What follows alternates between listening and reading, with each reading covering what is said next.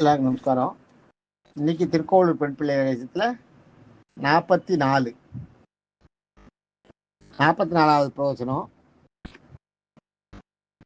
என்ன சொல்றா, அந்த ராமானுஜர் வந்து திருக்கோளூர் பெண் பிள்ளை கிட்ட பேசுறார. அவன் அப்படி நிற்கிறா.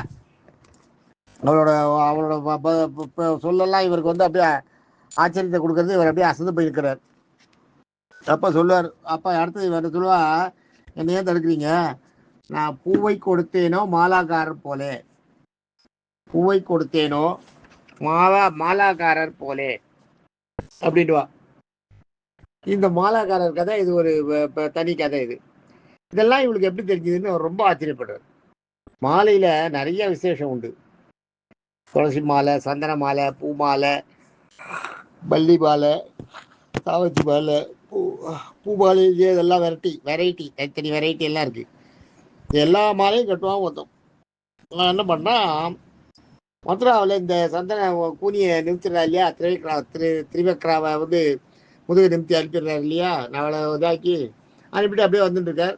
அவள் கொடுத்த சந்தனம்லாம் பூசிட்டு இருக்கார். உடம்புல கம்மங்கம்னு வாசனை வருது.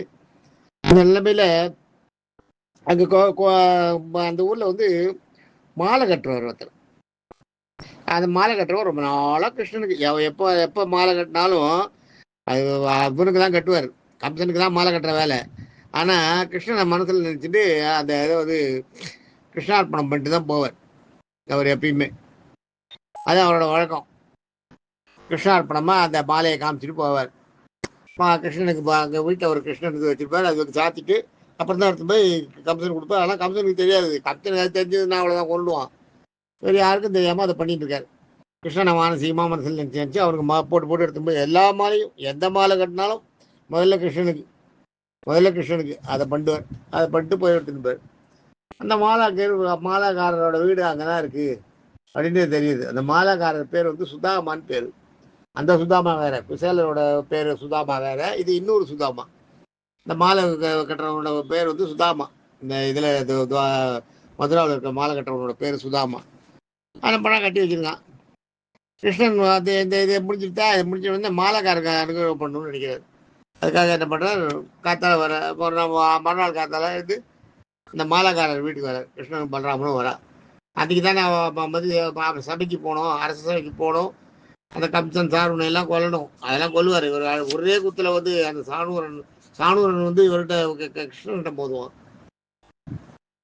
அந்த முஷ்டிகன் வந்து பலராமன்கிட்ட போதுவான். பலராமன் முஷ்டிகனை தூக்கி போட்ட தூக்கி பந்தாடுவார். இவர் வந்து கிருஷ்ணன் வந்து ஒரே ஒரு குத்து தான் குத்துவார் அந்த இவரை சாணூரனை.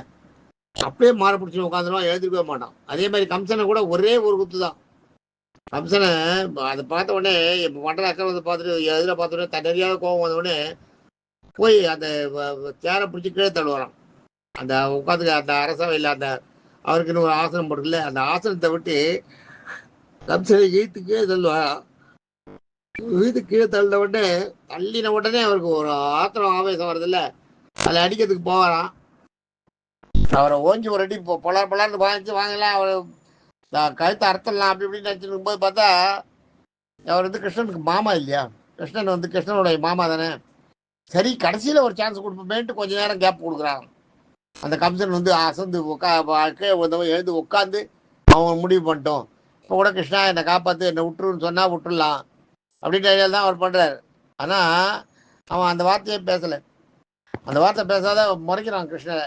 முறைச்சிட்டு கிருஷ்ணரை அடிக்கிறதுக்கு ஏற்பாடு பண்ணுறதுக்கு நம்ம இவ்வளோலாம் பண்ணுவோம். அந்த விழுந்த உடனே ஒரு ஆவேசம் இருக்கு இல்லையா, அந்த ஆவேசத்தை காட்டின உடனே தான் கிருஷ்ணர் ஒரே ஒரு குத்து தான் குத்தாரு. அவனை கம்சனை ரொம்ப எல்லாம் பண்ணல.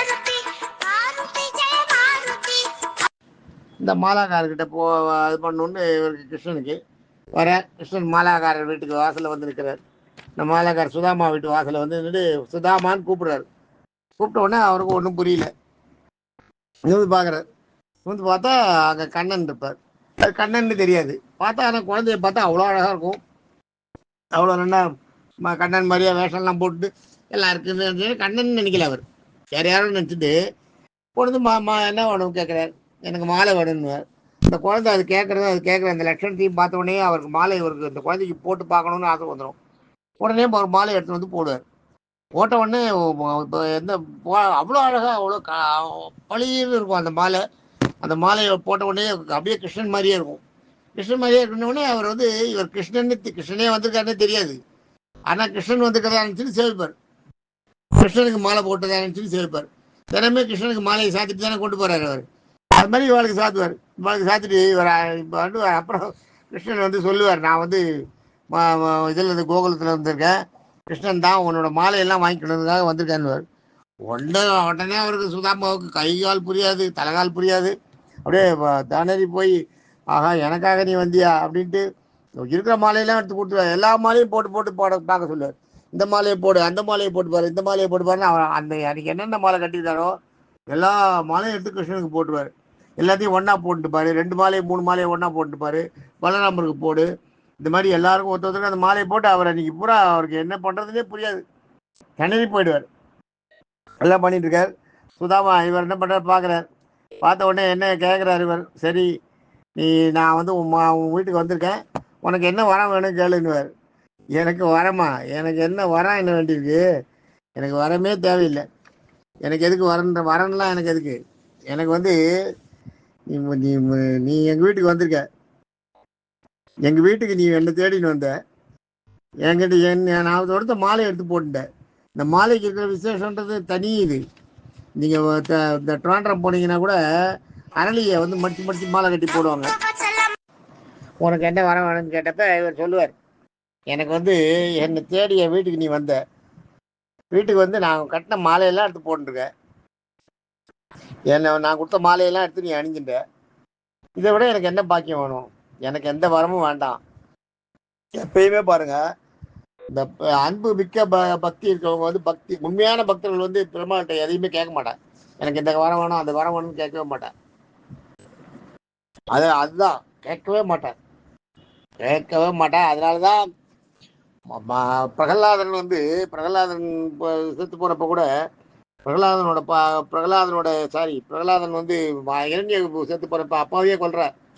நரசிம்மர அவதாரம் எடுத்து அப்பாவை கொல்லும்போது ஒரு பிள்ளையோட மனசு எப்படி இருக்கும், எதிரியா இருக்காரு.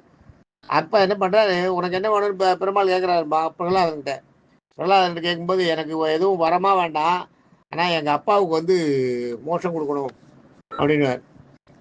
அப்பதான் மகாவிஷ்ணு வந்து சொல்லுவார், நீ வந்து உங்க அப்பாவை நான் கொல்லும்போது நீ வந்து என் மேல அனுபவிச்சிருக்க, கொலை பண்ணவன் மேல நிச்சயம் உங்க அப்பாவுக்கு மோட்சம் உண்டு சொல்லிட்டு, அது மட்டும் இல்ல இனிமே உன் வம்சத்துல வந்தவா யாரையுமே கொல்ல மாட்டேன்னு சொல்லிடுறாரு. உன் வம்சத்துல வந்த வாழையில நான் கொல்ல மாட்டேன்றார்.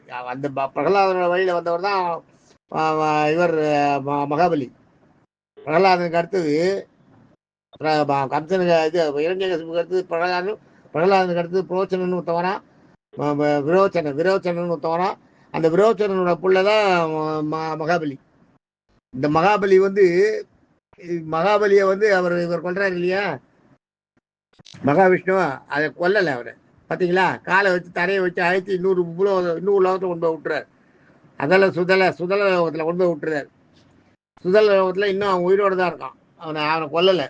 இது வந்து பெருமாள் கொடுத்த இதனால இவர்கிட்ட சொல்கிறார் இல்லையா, நான் உனக்கு உன் பிள்ளைய வம்சத்தில் கொல்ல மாட்டேன்னு, அதனால் அவன் வம்சத்தில் வந்து அவனை கொல்ல கூட இல்லை பெருமாள் கொல்ல. அது மாதிரி இதில் வந்து இவர் என்ன சொல்றாரு, இவருக்கு இந்த மாலாக்காருக்கு உன் வம்சத்தில் வந்து எல்லாருக்கும் மோட்சம் கொடுக்குறேன் அப்படின்னா, உன் வம்சத்தில் வந்து அத்தனை பேருக்கும் மோட்சம் உண்டு, அத்தனை பேருக்கும் மோட்சம் கொடுக்குறேன் அப்படின்னு அத்தனை பேருக்கும் மோட்சம் கொடுத்துறாரு. இவரோட உறவுகள், இவரோட சொந்தக்காரா, இவர் வழியில் வந்தவர், மாலாக்கார வழியில் வந்தவர் எல்லாருக்குமே மோட்சம் கொடுத்துறாரு பெருமாள். கிருஷ்ணன் சொல்கிற மோட்சம் கொடுத்துறேன்னு சொல்லி அவருக்கு வந்து அங்கே பிரதிஜை பண்ணிக்கிறார். தேங்க்யூ.